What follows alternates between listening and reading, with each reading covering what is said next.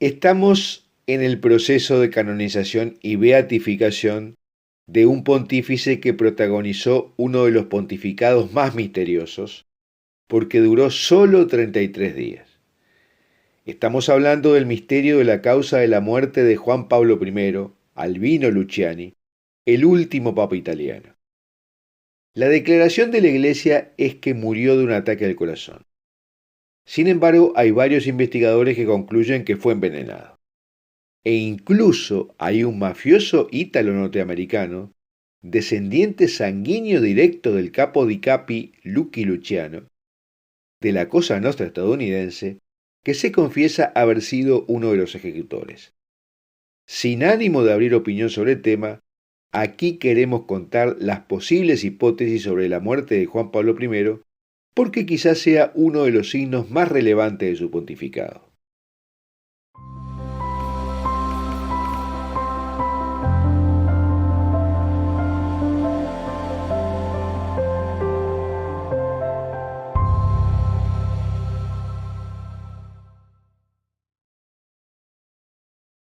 Recuerda que el texto de lo que hablamos lo puedes ver por un link que te dejo en la descripción de este video.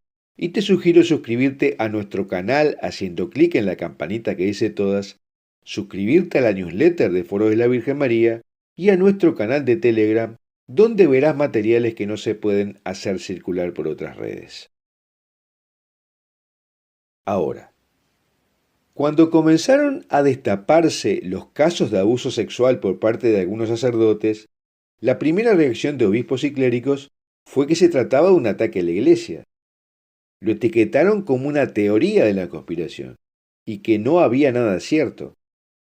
Sin embargo, llegó un momento que el atroz pecado se confirmó y expuso a la Iglesia a la mayor pérdida de credibilidad en estos 2000 años porque viola expresamente varios mandamientos de Dios. Y hoy, cuando el Vaticano está en la beatificación de Juan Pablo I, es un buen momento para exponer su breve pontificado de 33 días, porque hay una historia misteriosa y contradictoria detrás de él, que nos habla de este tiempo turbulento de la Iglesia, de la infiltración masónica y de los escándalos del Banco Vaticano, todas cosas ya públicas al día de hoy. Albino Luciani fue nombrado arzobispo de Venecia en 1969 por Pablo VI. Participó en el Concilio Vaticano II en una posición progresista, embanderado con la justicia social. Y a la muerte de Pablo VI fue elegido su sucesor el 26 de agosto de 1978, adoptando los nombres de los últimos dos papas.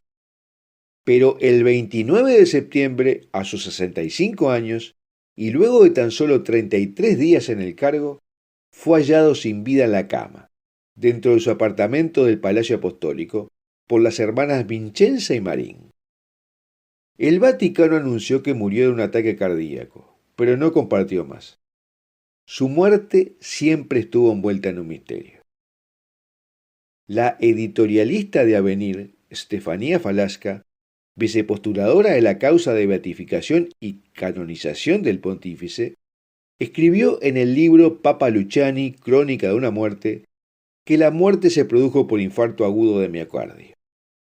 Y una declaración que apoyaría esta tesis es la del cardenal Silvio Odi, muy buen amigo de Luciani, a quien unos días antes de su muerte el pontífice se le quejó diciendo que sentía las piernas pesadas. Luego se las mostró y dice Odi que parecían dos baúles morados.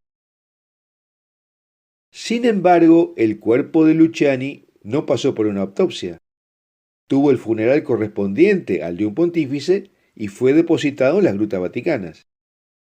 Y la hermana Marín declararía que cuando entró a la habitación vio al Papa como dormido, con la cabeza ladeada a la derecha, los ojos entreabiertos, las gafas puestas y con una ligera sonrisa en el rostro, lo que no se compadece con el dolor que produce un ataque cardíaco. Hay cosas que no cierran según los investigadores, por las que varios de ellos han insistido que le mataron masones infiltrados en las altas esferas vaticanas por envenenamiento. En su libro Juan Pablo I, Caso Abierto, el sacerdote y teólogo Jesús López Sáez sostiene la tesis de que se trató de un homicidio. El investigador inglés David Jalop, en su libro En nombre de Dios, menciona que quien decidió la muerte del pontífice fue Licio Gelli, el principal de la logia italiana Propaganda Due, con la complicidad de los banqueros Michele Sindona y Roberto Calvi y del máximo banquero vaticano, el cardenal Paul Marcinkus, todos ellos pertenecientes a esa logia masónica. Pero la declaración más sorprendente es la de Anthony Raimondi, escrita en su libro Cuando la bala golpea el hueso, en el que se autodeclara como autor del envenenamiento junto al cardenal Paul Marcinkus, quien en ese entonces dirigía el Banco Vaticano, que se conoce con el nombre de IOR. Anthony Raimondi, sobrino del padrino de la Cosa Nostra americana Lucky Luciano, con 24 años fue llamado por el cardenal Marcinkus, primo suyo, para que fuera a Roma para eliminar al Papa Juan Pablo I. Marcinkus tenía el apodo de El Gorila, por su estatura y complexión, lo que le valió ser guardaespaldas de Pablo VI, con el que cultivó una amistad que le permitió que lo nombrara como máximo jerarca del IOR, el Banco Vaticano, a pesar de no tener experiencia financiera, y también cardenal. ¿Y por qué habrían querido liquidar a Juan Pablo I? En la primera locución a los representantes del cuerpo diplomático, cuando fueron a felicitarle por la elección, Juan Pablo I le dijo algo que marcaría su pontificado. No tenemos bienes materiales para negociar, ni tenemos intereses económicos que defender.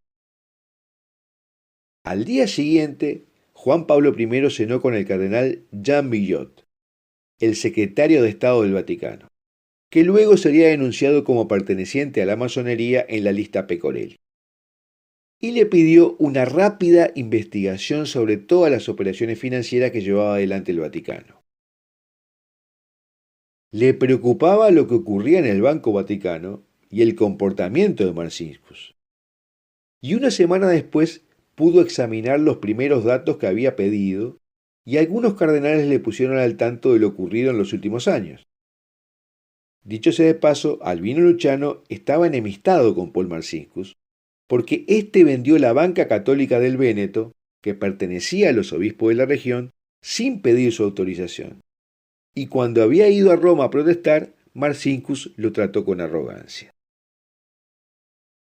Desde sus primeros discursos, el nuevo pontífice había dejado claro que quería devolver a la Iglesia Católica los ideales de caridad cristiana propios del catolicismo primitivo, renunciando a las riquezas superfluas que habían desviado a la Iglesia y a los sacerdotes de sus deberes sagrados. Por lo que Marcinkus habría dicho a sus compañeros que este papa no era como el anterior y que las cosas iban a cambiar. Había dos cosas en las que el papa parecía inflexible: la pertenencia de clérigos a la masonería y el uso del dinero de la Iglesia para la especulación como cualquier banco. Y la irritación del Papa se agravó ante la mera mención de personajes como Calvi y Sindona haciendo negocio con el Banco Vaticano, de quien sabía sus vinculaciones con la logia P2.